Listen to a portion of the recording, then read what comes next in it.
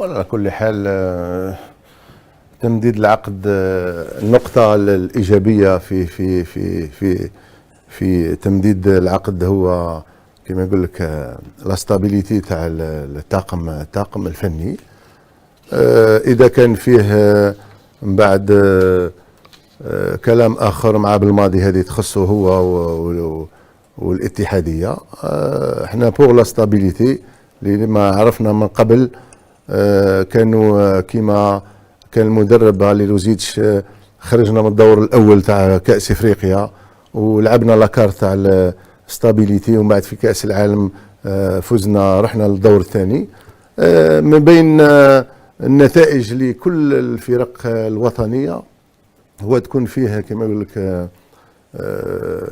انستابيليتي تاع المدرب، ونتمنى له ان شاء الله نكمل المشوار تاعو، وان شاء الله يدير عمل كبير ويصلح الاخطاء تاعو، وخاصه كما يقول لك من جانب كما يقول لك النقطه درك اللي كل جمهور اللي يتكلم ويصلح اموره مع الصحافه اذا كان فيه شيء من هذا القبيل.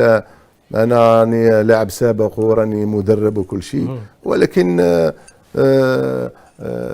المشوار تاعو يتكلم عليه.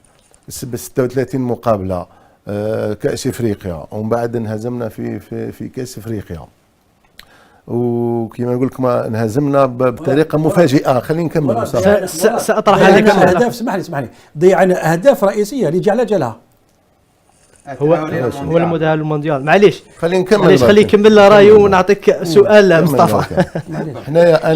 انا وجهه نظر تاعي هنايا كان عندنا فريق قوي، كنا من بين المرشحين باش نروحوا المربع الذهبي في كاس افريقيا في الكاميرون. خرجنا بطريقه واحد ما كان ينتظر. الدور الاول. نعم. مشاكل كيفاش كورونا، كاس العربيه في قطر 20 يوم من بعد، المكان تاع التربص دخلنا لازم يكمل الطاقم الفني. ومن بعد كنا نستناو في القرعه، جات القرعه عرفنا المنافس، كنا نتكلموا على المنافس، ومن بعد المنافس ربحنا في الكاميرون. دونك ادى طاقم اللاعبين راح نتاهلوا المونديال حتى الدقيقه 93 92 وحنا متاهلين. صرا اللي صرا في المقابله.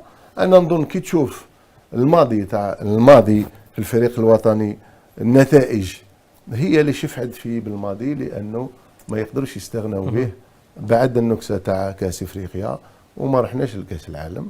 وانا باش نقول لك فيدراليه هي ادرى بالشيء هذا، وانا جو سوي بوغ لا ستابيليتي، ولكن في امور تتصلح.